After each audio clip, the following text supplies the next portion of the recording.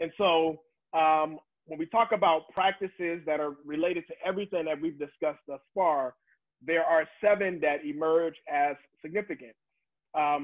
First, we have to be relational. We have to create an ethos of care in the course. We have to convey care in both the curriculum and in the course syllabus.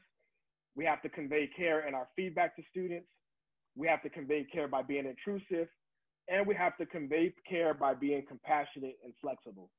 And what we're going to do is spend some time talking about each of these strategies and what they look like. And in particular, what do they look like in a COVID-19 context? So the first strategy we have to offer is to take intentional steps to build relationships with students with the goal of letting them know that you are authentically invested in their success. In doing so, we must be willing to engage students informally. We have to be willing to talk with them about things that have nothing to do with our course or the work that we do with them. And to do this, we might find it helpful to learn some things about each student that has nothing to do with them being a student in our class, starting with their names. And perhaps some other things like where do they work, things about their families, favorite books, movies, hobbies, and so forth. And also, given the context of COVID-19, it's important to learn about students' learning strengths, past experiences in education, particularly in the subject matter that we're teaching, any concerns they may have about the course you're teaching, or any concerns that they have about being a student at your college. Now, above all, we want to try to end every communication and interaction with validation and positive messaging, acknowledging that times are challenging, but also letting students know that they can do it, that you're here to support them all the way through, and of course, let them know that you care about them and their success. Our interactions that occur with students outside of the formal class setting with students are wonderful opportunities to do this, wonderful opportunities to get to know them and to begin to build relationships with them. As one of our faculty focus group participants shared, this lets students know that someone cares about them as people, regardless of their status as students. The next strategy, it's important to create a class ethos in which care is the norm. Now, in doing so, one of the most important things we can do is to begin every class session with a brief check-in. Ask students, how are they doing? Give them some time to actually share authentic responses to this question, right? And then also acknowledge significant events and issues that are impacting students' health and well-being. Things like COVID-19 or events like many of the ones that we referenced earlier that have taken place over the last month. And it's also important to encourage and model self-care, remind them of campus resources that they can access for self-care, which by the way, should actually already be listed in the syllabus. Give them permission to take care of themselves. Whatever it is that you need, that you can do to let students know that they're supported and that, again, that you care about them as people first and about them as students is going to be essential. And also, with regard to self-care, because we know that students don't do things that are optional, give them an assignment that requires them to do some self-care. So for example, encourage them to do at least 1 or 2 self-care activities each week. So whether it's exercising or meditating or cooking a healthy meal, journaling, talking with a classmate about something other than class, calling a friend or a family member that they haven't spoken to in a while. These are all potential examples, right? And the other point is that you also have to agree to do the same thing. So if you're going to ask this of students, it's also important that you also take some proactive steps to model self-care and to share with students the things that you've done.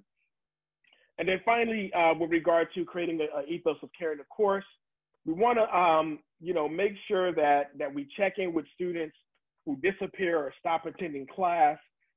This is something that you should be encouraging the class to do as well. So asking them to check in on classmates who may not be fully present or who may not have seen in a while. Collaborative learning is a strategy that we can also use to build a culture of care and community in the course. The benefits of collaborative learning are well documented. Some of them include having opportunities to exchange perspectives, having opportunities to learn from others, being able to connect with students and connect with other people, which is really essential in the COVID-19 context when students, many students have lost the community that they look forward to participating in physically. And so it's important that we do whatever we can to allow them to still maintain some sense of community, and collaborative learning is one of several ways that we can do that. Now, I also want to make sure that we emphasize this, is that if we want collaborative learning to be effective, we have to make sure that we give the students the tools that they need in order to do so. So doing some work in advance, checking in with groups on a regular basis, just making sure that it's an actual productive learning space and learning opportunities for students. We often also talk about the importance of telling our stories so that students can see us as not only as educators, but more importantly, as real people who they can relate to on a humanistic level. And because COVID-19 has required all of our interactions with students to occur virtually, we have to be even more intentional to create opportunities to connect with students. One of the faculty members that we interviewed for a focus group project talked about this, talked about the importance of humanizing themselves at the beginning of the semester, sharing their personal journey. And again, not just the good things, right? The things that we're proud of, but also talking about setbacks, talking about opportunities and times in which we had to overcome real challenges. There's two caveats to this that we always like to share, is that first, never share anything that you're not comfortable with others knowing. So if you find yourself saying, okay, now I'm going to share this, but this should only stay between the class, then that's probably something that you should probably not share. And then also, we never want to make claims of equivalency. So we want to be able to tell our story and let students glean what they find meaningful from our story, right? So it's never, well, Frank, I grew up poor, so I know what it means to be Black. We don't want to make claims of equivalency, but we do want to tell our story in a way where students can see us and relate to us in some meaningful way. Our next strategy is about conveying care through the curriculum, which is absolutely essential. And the most important way that we can do this is by providing students with a culture-affirming learning experience by centering and engaging their racial identities and lived experiences in the course. Now, scholars like Gloria Ladson-Billings and others who study culturally relevant teaching, they also say that it's important to center diverse students in every aspect of the course, be it the curriculum, selected readings, text, guest speakers, and assessments, to name a few. Now, some other ways that we can do this. We can do things like acknowledging the intellectual contributions of people of color to the field in which we're teaching. So for example, students might benefit from learning about Claude Steele and the important contributions that he made to psychology, or about Victor Newman-Lauda, who made some significant contributions in mathematics, and Ellen Ochoa, who was an aerospace engineer, right, the first Latina in space. That would be important for students to know. And Susan Picotti, who made, a person who identified as Native American, who made some significant contributions to medicine and public health, right? These are just examples. And we also must be very intentional in helping students make connections between the things that we're teaching and the issues that are significant in their daily lives, right? This is also another way that we help students know that we care about them. So for example, a student who's studying public health should be able to learn about why does COVID-19 have a disproportionate impact on communities of color. Or business students could benefit from learning about social entrepreneurship as a strategy to improve marginalized communities. Students in law, public policy, and criminal justice courses should be learning about police brutality. The important point here is that when you take the time to affirm students' identities in the curriculum, it lets them know that you not only care about their learning, but you also value who they are and you care about their lived experiences. With regard to conveying care in the syllabus, the Center for Urban Education has a syllabus review tool. It's very easy. We actually have a link to it at the bottom of the slide. You can easily Google it. I would encourage everyone to take the time to read it. But in that tool, which was co-developed by Maxine Roberts, it helps us see that the syllabus is not just about communicating rules, assignments, and policies. It helps us understand that the syllabus sets the tone for the entire course, and it establishes the context of relationships between students and the faculty members. Now, in creating course syllabi, we have to be mindful about the language that we use because it lets students know what we think and feel about them and their capabilities of success. Now, this may not be as big of a deal for traditional students or for students who are not first-generation college students or students who've had some exposure to college before they enrolled. But for minoritized students, this is essential. So what we need to do is make sure that we're using language in the syllabus that's conveying care. And we provide some examples here, so saying things like, I care about you and your success. I value your presence in the course, as everyone has something to contribute. So this would be important, if you're articulating policies around attendance and participation. I expect you to be successful. We are all partners in this learning process. So it's not just about me as a faculty member that I see your success disconnected from my success, that we're in this together and we're partners in this learning process. And the last one, probably one of the most important things that we can do is to let students know that we invite them to reach out to us for support, and we look forward to helping them. Next is about conveying care in our feedback to students. Now, traditionally, we tend to think about feedback as a way to tell students all the things that they did wrong and to justify giving them a lower grade. But the desire to convey authentic care presents an opportunity for us to reframe feedback and use it in a more positive way.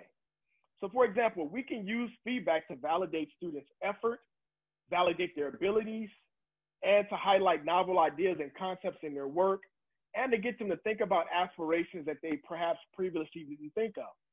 So with regard to the latter, the reframing and reshaping aspirations, there was a beautiful moment in last week's webinar where Dr. Rob Rubicala told us about a time in which one of his professors told him he was going to earn a PhD in math at MIT, which he ultimately did. Now, there are a couple things to keep in mind as we use feedback to convey care. It has to be authentic. So don't say anything that you don't truly believe. And second, we must avoid micro-messaging students. So in other words, it's important that you don't tell students that they've outperformed the low expectations you had of them. And because when we do that, it has the opposite effect of conveying care. It doesn't convey care at all. And finally, I guess it's about 3 weeks ago, it was on the May 7th webinar, Dr. Sim Barholm talked about feed forward and thought it was a more effective way to facilitate student learning. So unlike feedback, feed forward gives students specific skills or practices you want them to focus on in their forthcoming assignments. Again, as a way to let them know that you care about them, you care about their success, you care about their learning. One of our faculty focus group participants talked about the value of giving students positive and validating feedback, and I'll go ahead and read this one. So I attempt where I can to nudge people who I think can use or enjoy a nudge of affirmation, in particular, your guided kid, that sort of routine. But I think for some students that I meet, that's happened so little, and maybe too late for certain kinds of affirmation to really have a big impact. But thinking back, even at my age now, when I get a little nudge, it feels good. I think it's an affirmative thing that is always welcome, even when you don't know that it is. And our next strategy is about being intrusive. And those of you who've seen the work that we've done, that, being intrusive is something that we talk about often. It's another way that we can convey care. When we are intrusive, we do not wait for students to ask us for help or to invite us to support them. Instead, we take a proactive approach to doing so. So remember, seeing students' performance as an indication of our effectiveness as educators is a key point of equity-mindedness, and it's a central aspect of conveying care. Therefore, we need to ask ourselves, what information and resources will students need in order to be successful in this course? And in response, we need to make sure that students have access to this information and resources before they need to actually use them. So we can also, we also need to model approaches to the course that will lead to success. So for example, note-taking is one of the most important skills we can have as learners. However, we all know that there are literally hundreds of different ways to take notes, and some note-taking strategies work better for some courses than they do for others. So we suggest that you actually take some time early in the course to demonstrate to students how to take notes for your class and provide them with examples. You can also do the same thing for readings and preparing study guides for the course. The key point is this: do not let students or leave them guessing and wondering about what they need to do to be successful in your course. You should be as transparent as you can be in providing that information for them. And then our last point is to be flexible and compassionate. Now is not the time to be rigid and difficult. One of the best things that we can do is give students some agency and flexibility on how they can best demonstrate their learning in the course. Contract grading is one of several approaches that we can employ to do so. So with regard to contract grading, we perhaps give students some options in terms of assignments that they can choose to best demonstrate their mastery of course outcomes. So let's say there's 5 options. You tell students that they can choose 3 of the 5. If a student is like me, I was always a pretty bad test taker. So I would focus on assignments that was more aligned with my learning strengths. So, you know, oral presentations, written assignments, things like that would have been a better option for me. We also have to rethink the value of getting letter grades on individual assignments. It's important to give students feedback, you know, and feed forward, actually, I should say. But think about, instead of individual assignments, can you go to more of a complete, incomplete option, or a satisfactory, unsatisfactory option? And then determine final letter grades based on a self-assessment that students do at the end of the term. You know, obviously we don't have a lot of time to get into the nuts and bolts about contract grading, but if it's something that you're interested in, I would encourage you to take a look and see if it actually works well for your particular course. And with that, that brings us to the end of the content that we've prepared for today. I think this leaves us with quite a bit of time